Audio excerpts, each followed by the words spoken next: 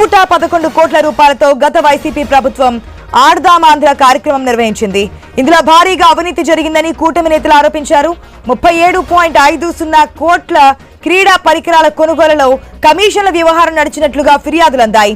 క్రీడలతో సంబంధం లేని రోడ్లు, భవనాల శాఖ ద్వారా టెండర్లు పిలిచి సరఫరా సంస్థలకు ఎంపిక చేయడంపై అనుమానాలు వ్యక్తమయ్యాయి. దీంతో కూటమి సర్కార్ విచారణలో ఆదేశించింది. ఢిల్లీ, యూపీ, బెంగళూరు ప్రాంతాలకు చెందిన 6 సంస్థల నుంచే క్రీడా పరికరాలు కొనుగోలు చేసినట్లుగా ఆరోపణలు వెల్లువెత్తుతున్నాయి.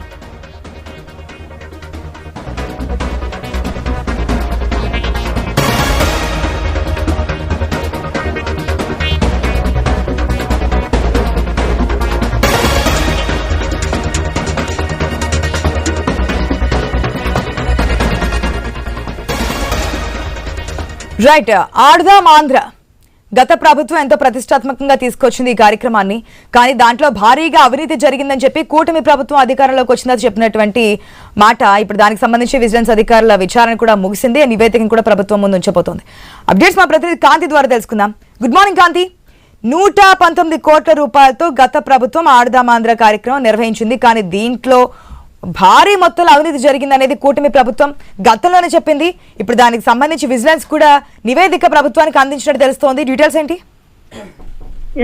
ఆడదాం ఆంధ్రలో జరిగినటువంటి అవినీతికి సంబంధించి విజిలెన్స్ దర్యాప్తు చేయాలని చెప్పి ప్రభుత్వం ఆదేశాలు జారీ చేసింది. దానికి సంబంధించినటువంటి రిపోర్ట్ ఈ రోజు ప్రభుత్వానికి నివేదిక సమర్పించే అవకాశం కనిపిస్తా ఉంది. ఆడదాం ఆంధ్రకి సంబంధించినంత వరకు కూడా సుమారు 40 కోట్ల మేర నిధులు దుర్వినియోగం అయినట్లుగా విజిలెన్స్ విభాగంలో కొన్ని ఆధారాలతో సహా సేకరించినట్లుగా తెలుస్తోంది. నివేదిక పరిశీలన అనంతరం కేసుకి నమోదు చేసే అవకాశం కూడా ఉన్నట్లుగా చెప్తున్నారు. అయితే గత వైసీపీ ప్రభుత్వ హయాంలో ఈ కార్యక్రమం కింద 47 రోజుల్లో 100 కోట్ల రూపాయలు ఖర్చు చేసినట్లుగా అసెంబ్లీ వేదికగా కొంతమంది ఎమ్మెల్యేలు ఇచ్చినటువంటి ఏవైతే ప్రూఫ్స్ ని బేస్ చేసుకుని, అలాగే లో లెవెల్లో ఎక్కడైతే ఈ కార్యక్రమం జరిగిందో అలాగే అధికారులు ఎవరైతే ఈ కార్యక్రమాన్ని చేపట్టారో, అలాగే శాప్ కి సంబంధించినటువంటి ఈ క్రీడలన్నీ కూడా వారి శాప్ ఆధ్వర్యంలో జరిగినాయి. కాబట్టి ఈ కార్యక్రమానికి సంబంధించి 125 కోట్ల నిధులు కేటాయించింది అప్పుడు ప్రభుత్వం. అయితే ఆడదాం ఆంధ్రలో అవకతవకలు జరిగాయని చెప్పి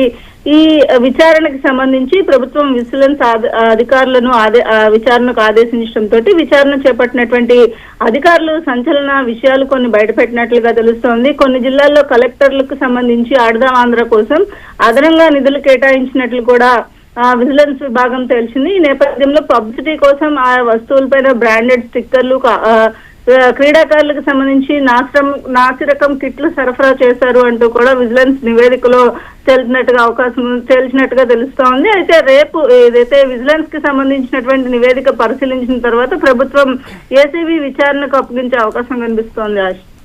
right Kanthi, thanks for the update.